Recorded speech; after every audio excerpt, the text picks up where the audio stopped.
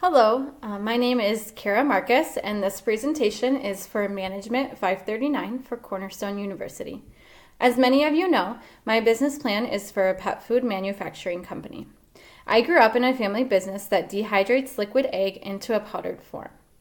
While family business has its ups and downs, I have learned a lot from it. My brother and I had the idea to start a pet food company in which we will sell pet food online and have it delivered to our customers' doorsteps. We are going to use only high-quality ingredients, including the dehydrated egg from our father's company.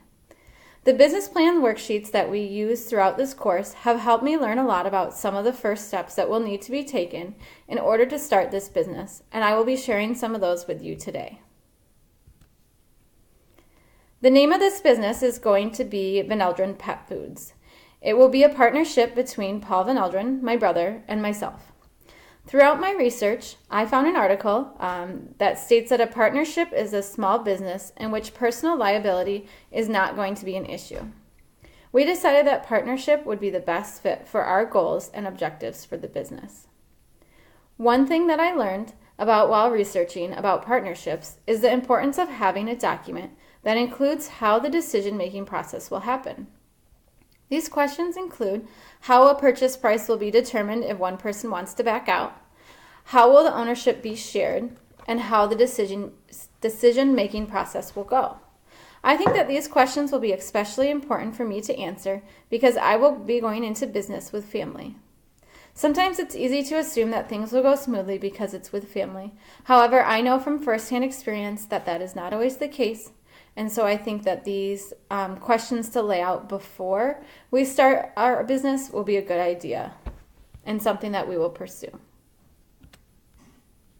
So the proposed product and service offering. The proposed product, like I said, for this business is to produce pet food using high quality ingredients including that Van Eldren Incorporated dehydrates. The main focus will be on dog and cat food. We will sell our product online and have it delivered to our customers. I was recently at a friend's house and she was saying that she only now buys her dog food online, even if it's from Walmart.com, just to avoid that hauling it from the store to her car and then when she gets home hauling it again. And so I think that will also help us that we deliver it right to the customer's doorstep. So that will be a service. We won't really offer services besides delivering to the doorstep, but that's more of the shipping included. The external market analysis. So the first thing that I researched for this was who my target market was going to be. To complete this research, I used Cornerstone's online database to find out spending patterns on pets in the United States.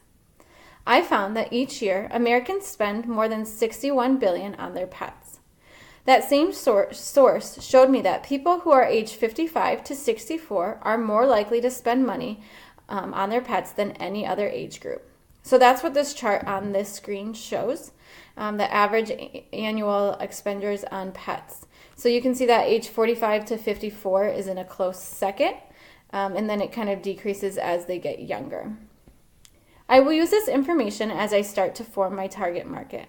I do not want to spend too much time targeting people who do not have the money to spend on high-end pet food. While I will focus my marketing on that group, I do not want to disregard other age groups as there are people who understand the importance of feeding their pets high-quality pet food. I can use this as an opportunity to educate consumers who may have the income to spend on more pet products but have not found the need to spend more on pet food. Owning a pet is not just a fad or something that's going to go away overnight. Many Americans care for and will do all that they can to feed their pet what they need to be healthy. Americans are willing to pay a higher price for the food they buy their pet if they know it's a healthier option for them. So the sales forecast. In order to determine a sales forecast, I used the break-even analysis and used some goals that we had put in place. For the break-even analysis, I used estimated numbers to see how many bags of pet food we would have to sell in the first year to break even or to make a profit. The break-even point is calculated by taking the total fixed expenses divided by the contribution margin ratio. And the contribution margin ratio is the selling price minus the variable cost per bag. So I put out our goals here. Our goal is to sell 3,600 bags of pet food in the first year, and our goal would be to sell them for $39 a piece. I estimated that the variable cost to make each bag would be about $18, and the fixed cost for 1 year would be approximately $50,000. Therefore, the break-even sales would be $50,000 divided by $39 minus $18. So this formula shows that if we are able to meet our goal of selling 3,600 bags per year, we will make a profit in a year, but we only would need to sell the 2381 to break even. Thank you for watching my presentation and also for the feedback that you guys gave me throughout the course. I found it very helpful when putting together worksheets to start this business. And here are a list of the sources.